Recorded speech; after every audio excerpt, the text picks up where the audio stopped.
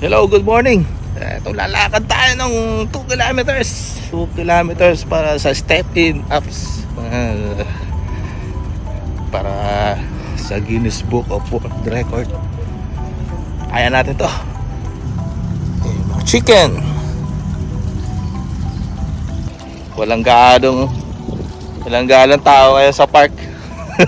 Umulan kasi kagabi. Ayan. Siguro masarap pa yung mga tulog ng mga tao. Yan. Malamang bukas ng umaga, yan. Marami siguro naglalaro dito. Yung mga naglalaro rin dito mga mga Japanese. Mahilig sila sa sa baseball. Yan, dito sila naglalaro. Yan, meron sila community dito. Mga Japs. Mga bata naman doon sa kabilang side naglalaro ng football. Ayun.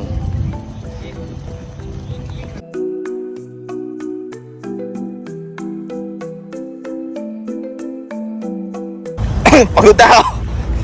1.7 kilometers 1.7 kilometers pala yung kailangan kong gawin. Within lang yun, mga 20 minutes. Nako, hindi ko alam kung kaya ko. Pagod ako. Ayun, grabe. 1.4 kilometers na ako. Kaya ko. Lapit na ubos yung energy ko. Parang 1 energy na lang yata doon sa apps. Di pa naman ako nakapag-stretching. Patay tayo nito. Hindi ako nakapag-stretching. Parang pupulikatin ako. Nasakit na pa ako. Hindi ako nakapag-stretching kanina. Tapos, tagal ko pa na walang physical activity. Tapos bigla-bigla na lang. Kundi pa dahil dito sa apps na to Grabe. Pero may hit ko na. Nasa 1.5 na ako 1.5 kilometers. At least 1.7. Ayos 1.7 kilometers. Pwede na mag-McDo. Lakad takbo tayo. Lakad takbo. Ito, lakad lang ako ngayon. Nahit na naman natin yung 2 kilometers. So okay na yun. Grabe, no? Talagang disiplina Ako din yun natatanong dati. Siguro 2 years ago. 2 years o 3 years ago. Timbang ko nasa lang ako. 75 to 76 kg.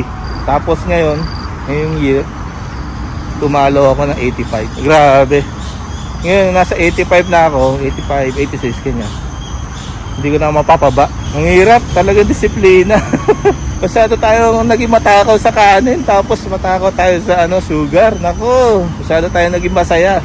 Ewan ko kung kailan ako yung babalik yung sipag sa exercise. Ngayon para ako napilitan lang Napilitan. Dahil doon sa apps grabe. Ay sana darating yung time na maging masipag tayo sa paggawa ng mga physical activity. Maganda rin sa heart Kasi tingnan mo, hihingal ako. Lakad takbo ko, hinihingal ako. Iba talaga pag yung pagmataba ka na talaga, grabe. Hirap. Wala tayong magagawa. Naging masaya naman tayo, di ba? Ayun naging masaya. Kaso sumobra saya natin. Ganda ng garden dito At subukan natin umakyat dito. Ayan. Medyo malikot yung camera ko. Wala tayong gimbal Parang playground to. Dito tayo sa taas.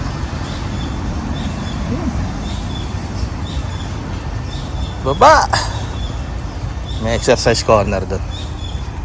Ganda ng bulaklak Di ba? Ganda. Ganda rin na may garden na ganito sa bahay. May malaki kang bakuran, tapos lagyan mo ng garden. Ganda Ikot tayo. Ikot Ganda, di ba? Ang gaganda ng bulaklak. Nakakawala na nga rin yan. Nakaka-relax siya. Diba? Ang ganda dito madalas ako dito sa park. Talaga pag walang pasok, palagi ako nandito. Kumbaga lista na yan, nakalista na yan, araw-araw nandito ako para maglakad-lakad. May daan na kaya dito. Naka walang daanan sarado ikot tayo 100. Ako pa ikot-ikot pala to. Ikot-ikot. Ikot-ikot. Ayun yung garden, ang ganda, di ba? Tapos dito may exercise corner. Ayan, tapos ito nakasulat. Hands-on planting zone. Basahin nyo na lang, mahaba eh. Mayroon siya Indian borage, ito calamansi, lemongrass. Yan yung mga nakatanim dito. Oh, ito pala, nandito pala, yellow walking iris. Tapos shak. Mexican sword plant. There's a naturalized vegetative swale nearby with plants such as the yellow walking iris. So, mga pato, basahin nyo na lang. Tapos meron dito exercise area. Yun yung exercise area. Yan siya. Yan. Ayan, gaganda ng mga gaganda na ko sa bulaklak na to eh. Kulay to eh, no? Ihamog muna kasi kagabi. Ayun, tapos na tayo maglalakad-lakad. Ngayon nakakagutom naman ngayon. Yun ang mahirap, no? Pagkatapos mo mag-exercise. Actually, lakad lang yun eh. Lakas makagutom, no? Sarap kumain. Yun ang problema natin. Paano kaya natin kokontrolin yung pagkain? Anong tip dyan? Kailangan pa natin kumain na marami? Nakakagutom eh. Nakakagana kumain. May ginawa kang nag-exercise ka, di ba? Ano tayo, papayat nito? Hindi tayo papayat yan. Baka mangyari yan eh. Ibis na pumayat ka, lalo ka lumaki, di ba? Direct na yung araw. Ay, nako. Di ba, naging masaya naman tayo. Importante talaga eh, maging masaya tayo sa buhay, di ba? Ganun lang palagi. Kape-kape. Yan, pag tumatanda, ganun na, hilig eh. Kape, tambay, pasyal, ganyan. Ganyan pag tumatanda eh. Tumatanda na kasi tayo. One round tayo dito sa park bago tayo umuwi. Ngayon ang problema, breakfast. Kakain na marami. Nako. Di natin mapigilan yun eh, no? Ang hirap eh. So yung mga yung mga nasa fitness club, ano bang tip na may bibigay nyo sa akin? Kasi gusto ko rin pumayat na, no? Yung mga damit ko, wala na, nagsiliitan eh. Grabe. Hindi ko na masuot eh, iba pinipilit ko na lang eh. Kahit oversize yung bilhin ko, paano pa rin, para maliit pa rin sa tingnan. Kasi naka-impose yung yung tiyan ko. Yung tiyan ko, alak eh. Di mo na umiinom ng alak. Inom, pero hindi naman yung palagi. So, ba't biglang lumaki ng tiyan ko? Sobrang laki. Parang buntis eh. Init na ng araw.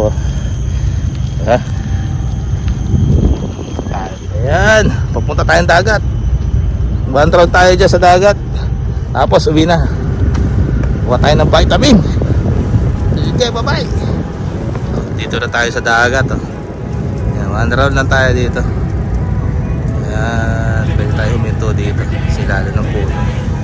Medyo malamig eh.